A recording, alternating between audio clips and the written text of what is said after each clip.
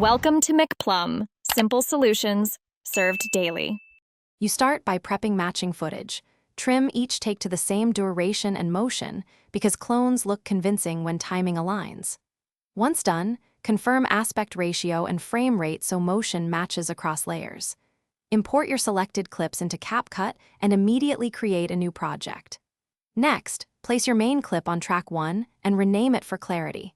This makes swapping layers easier. Make sure audio is muted or separated if you plan to keep only one voice, since overlapping audio ruins the illusion. Now build the clone composition by duplicating your base clip into multiple tracks, one clone per layer.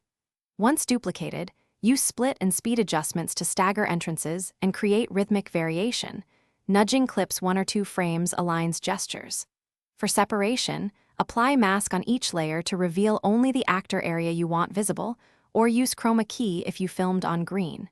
As you mask, feather the edges slightly to blend. This prevents hard seams and keeps lighting consistent across overlapping clones. Finish by fine-tuning color and timing so all clones read as one scene. Once color graded, add subtle motion blur or brief opacity keyframes where layers cross to smooth interaction. These small fixes sell the effect. When satisfied, export with the project's original resolution and frame rate to avoid judder. If things go wrong, like visible seams or jitter, reopen masks, adjust feather and check frame alignment. Often a one-frame nudge or slight mask expansion fixes the issue. Save a backup before major changes.